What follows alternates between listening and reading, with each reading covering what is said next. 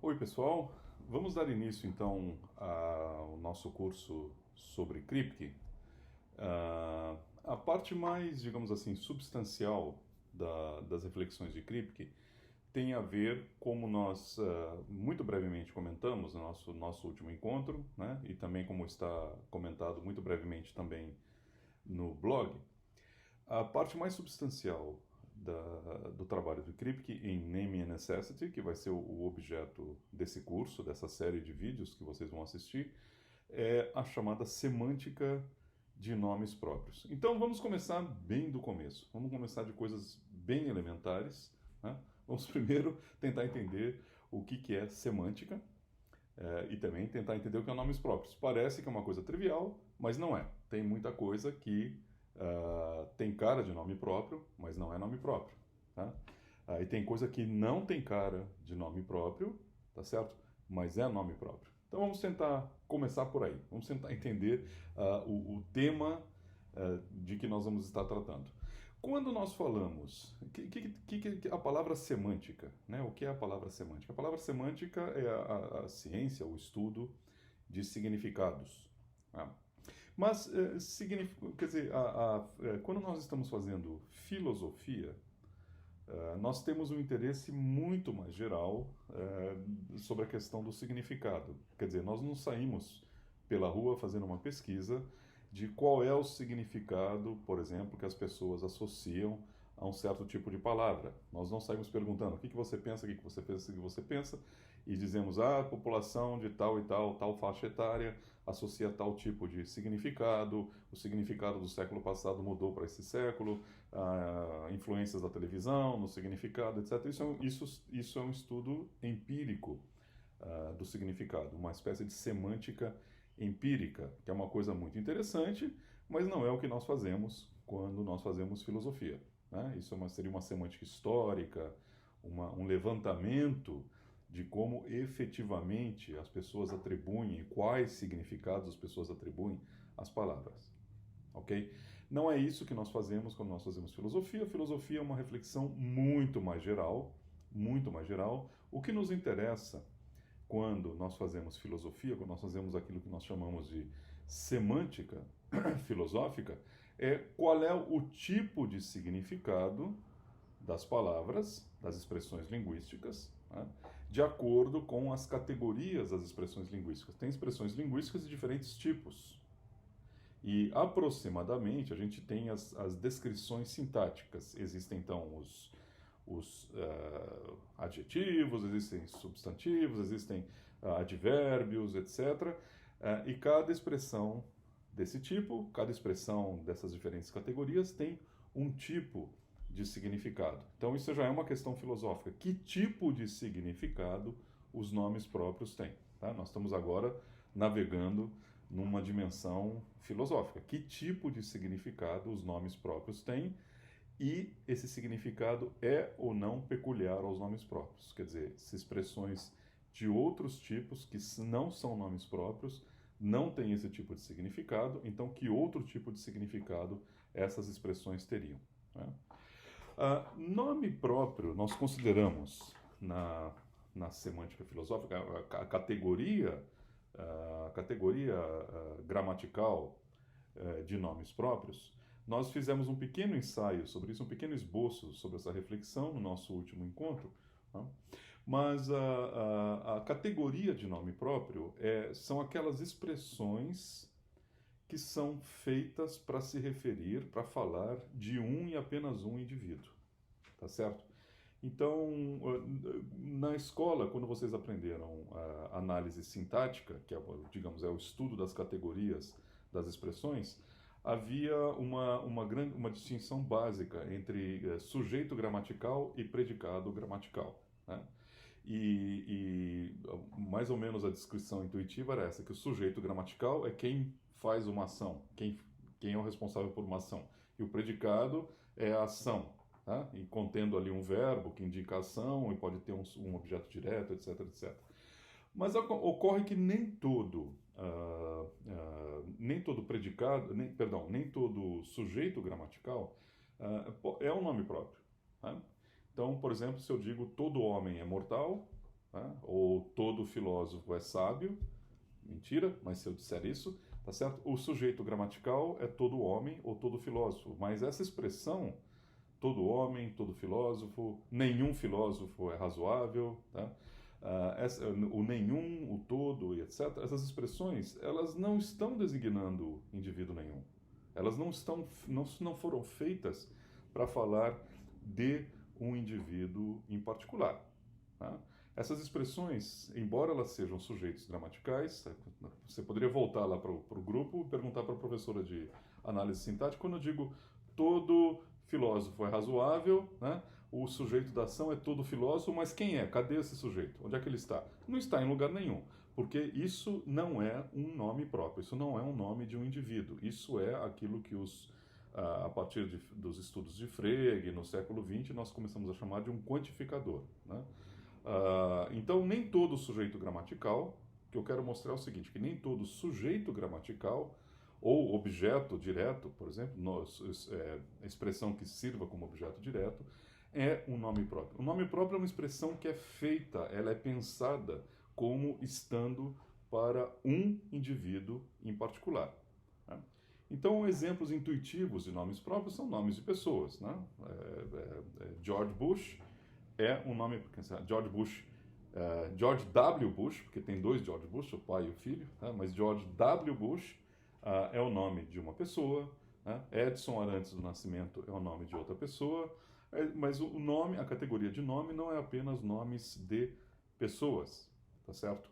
Vocês têm nomes de cidade, nomes de animais, nomes de objetos, né? Isso aqui é uma caneta, mas eu posso querer dar o nome para minha caneta de estimação. Eu amo tanto essa caneta que eu quero dar um nome para ela. Vou chamá-la de Cleusa, por exemplo. Tá? Então, Cleusa, para mim, num pequeno dialeto meu, virou o nome próprio desse objeto aqui e de nenhum outro. Tá? Então, o nome próprio, ele se liga a um e apenas um objeto. Isso acontece sempre? Não. Pegue outros tipos de expressão. Por exemplo, expressão... Pegue um adjetivo, né, do tipo amarelo, por exemplo. Então, amarelo se aplica a esse objeto que eu estou usando aqui agora, mas também se aplica ao ouro, se aplica a gema de ovo, se aplica a vários objetos, tá certo? Então, a expressão amarelo, que é um adjetivo, né, ela não foi feita, ela não é pensada como estando para um objeto em particular. Pelo contrário, né, um adjetivo expressa uma propriedade, já estou fazendo um pouco de semântica, né? O adjetivo ele expressa um tipo de entidade diferente, que é uma propriedade, e propriedade é algo que se aplica, por princípio, a uma multiplicidade de objetos. Né? A uma multiplicidade, mesmo que essa multiplicidade seja ultra reduzida. Por exemplo, suponha que isso aqui seja a única caneta que exista nessa casa, a única caneta do mundo, do universo, acabaram todas as canetas do universo, só sobrou essa. Ainda assim, o adjetivo caneta é algo que se aplica a esse objeto, mas gostaria ou foi pensado como se aplicando a uma multiplicidade de objetos, que seriam todos aqueles objetos que teriam a propriedade de ser caneta. Né? Assim como Papa, só existe um único Papa católico, tá certo? Mas se você pensar em Papa como sendo uma propriedade, eu não estou falando de o Papa, eu estou falando da propriedade de ser Papa, tá? Então, a propriedade de ser Papa se aplica a um único indivíduo, exceto numa época histórica que houve 3 papas, né? Todo mundo estudou isso na escola, houve uma espécie de racha na Igreja Católica, né? Mas deixando isso à parte, a propriedade de ser Papa, ela se aplica a um único indivíduo, mas ainda assim ela é pensada como se aplicando a todo e qualquer indivíduo que tenha uma certa propriedade, que é a propriedade de ser Papa. Por oposição ao nome Bento XVI, que se aplica apenas àquele indivíduo, que foi o Papa.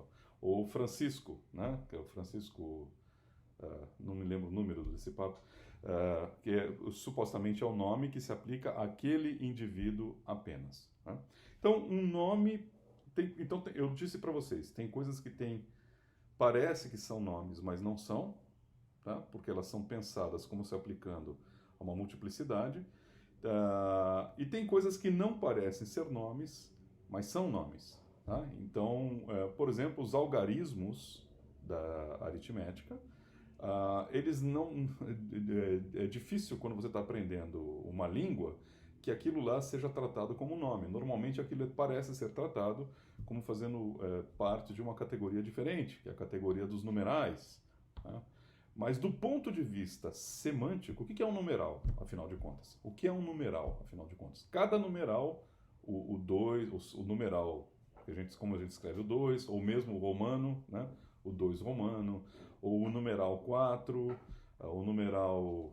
qualquer numeral são as expressões. Qual é a propósito, qual é a finalidade daquela expressão? A finalidade daquela expressão é se referir a um e apenas um número particular. Tá? Então, se eu escrevo 10, tá certo? Essa expressão, ou a finalidade, ou o propósito pela qual ela foi introduzida na linguagem, é fazer referência a um e apenas um objeto, que é um número. Também vocês não estão acostumados, na época de estudar aritmética, a pensar os números como sendo objetos, mas do ponto de vista ontológico ou metafísico, você pode pensar em cada número como sendo um objeto diferente, tá? E cada numeral como sendo um nome daquele número correspondente. Então, numeral não tinha cara de nome, pelo menos não nas aulas de português elementar, nem na aula de aritmética, né? Mas, do ponto de vista da semântica filosófica, são nomes também. Né? Diferentemente, então, de adjetivos, né? Diferentemente de predicados. O que é um predicado do tipo vai à feira todo sábado? Tá?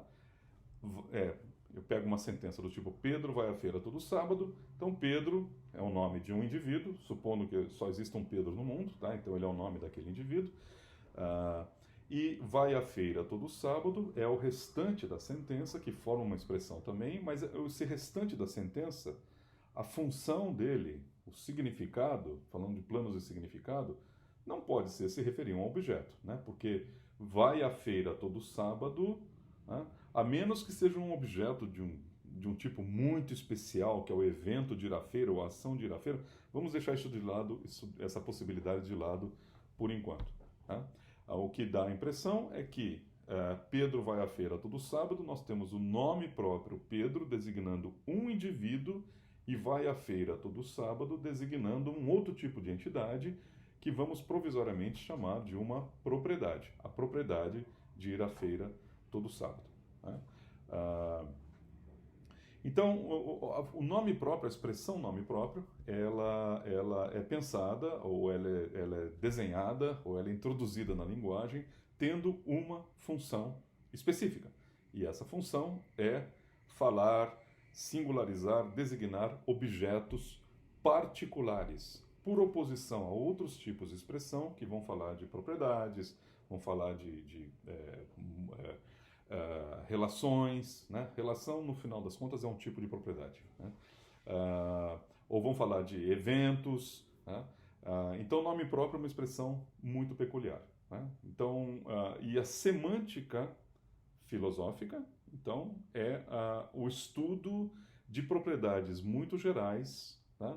de nomes próprios. Que tipo de entidade um nome próprio designa? A gente já fizemos aqui agora, nesse vídeo, um pequeno exercício de semântica filosófica, detectamos que o tipo de entidade que o nome próprio designa é um objeto particular, né? Por oposição a outras expressões que não são nomes próprios, que designam, não vamos falar de objetos gerais, porque isso do ponto de vista ontológico ou lógico é um absurdo, um objeto geral. O objeto é sempre o particular, mas elas designam universais ou relações ou essas expressões, elas são feitas ou pensadas como dizendo respeito a uma multiplicidade de indivíduos, são todos aqueles indivíduos que têm essa propriedade ou têm ou que estão nessa relação.